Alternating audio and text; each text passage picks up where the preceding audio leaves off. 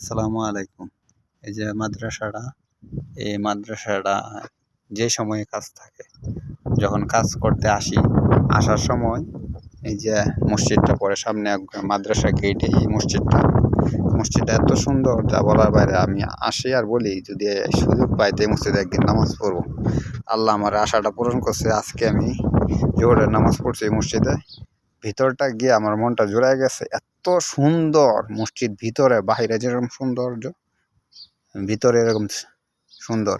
আর এত সুন্দর ঘ্রাণ আসছে যা বলার বাইরে মসজিদে। ওই যে মসজিদের এরিয়া, এটা কিন্তু জুম্মা মসজিদ না, এটা হচ্ছে আপনার বাংলাদেশে যেরকম বলে পাঞ্জাখানা মসজিদ, এটা হচ্ছে পাঞ্জাখানা মসজিদ। শুধু এমনি 5 ওয়াক্ত নামাজ হবে, জুম্মার নামাজ হবে না।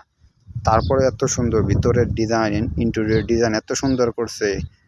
আর এত মধুর একটা ঘ্রাণ আসে যা বলার বাহিরে।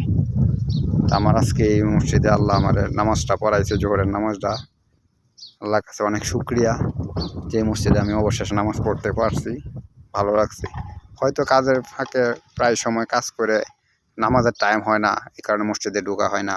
আজকে কাজ করতেছে, এর মধ্যে জোহরে আজান দিছে, তারপর নামাজ পড়তে আসছি। আমার কাছে খুব ভালো লাগছে।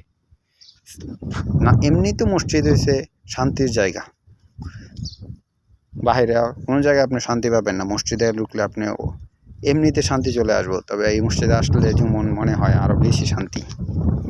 আমার কাছে ভালো লাগছে। এরকম মসজিদগুলোতে নামাজ পড়তে পারি। আল্লাহর কাছে দোয়া করবেন আমার জন্য। আসসালামু আলাইকুম।